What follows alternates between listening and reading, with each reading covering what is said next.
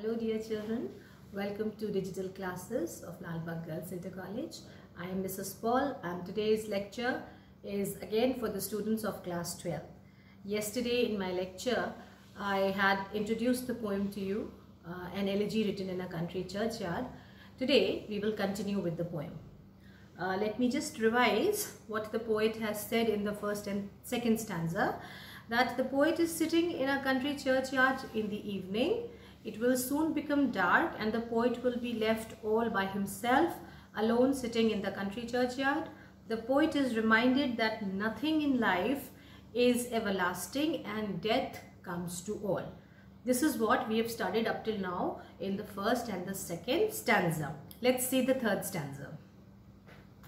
The breezy call of the incense-breathing morn, the swallow twittering from the straw-built shed, the cock's shrill clarion, or the echoing horn, no more shall rouse them from their lowly beds. Now children, here the swallow, the second line, the swallow twittering from the straw-built shed, here which figure of speech has been used? If you just give a quick look to it, it is onomatopoeia. Okay, now the breezy call, breezy here means the air which has fragrance in it. Early in the morning, it is dawn time. When it is dawn time, the flowers are blooming everywhere and there is a sweet smell and a sweet fragrance in the air. So that is what he means. Incense breathing morn means morning. The swallow is a kind of a bird just like a sparrow. The swallow twittering from the straw-built shed. Straw-built shed means the nest which is made out of dry grass. And twittering means the chirping of the birds. The cock's shrill clarion or the echoing horn, no more shall rouse them from their lowly beds.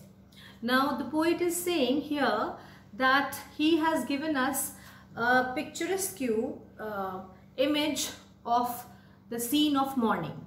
That during morning time, when the air is very sweet and there is fragrance in the air, the birds are twittering, they are chirping, the cock is loudly calling out with a shrill clarion and the horns are echoing, the hunters are there on their move and their horns can be heard very loudly.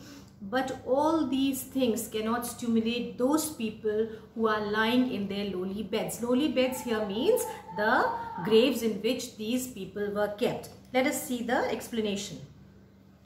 The poet says that the morning is pleasant with a fragrant smell and the light breeze is calling everybody to get up from sleep.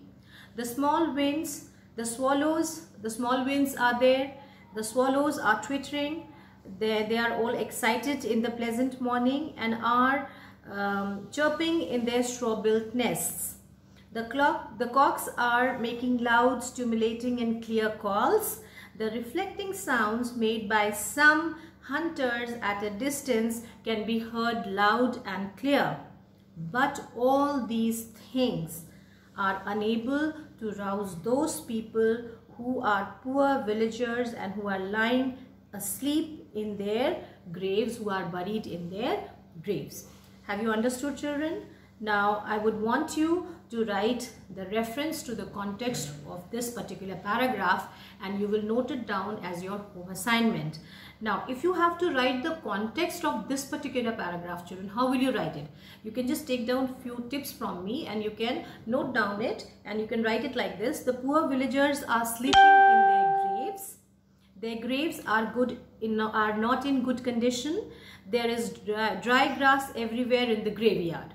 So this is how you can introduce, because you know how to write the context. You have to write what has been mentioned before prior to this explanation and you will write it down in your registers, and also you can explain the first 2 lines to me in the comment section so that I may know that you are getting the poem, you are able to understand the meaning of this poem.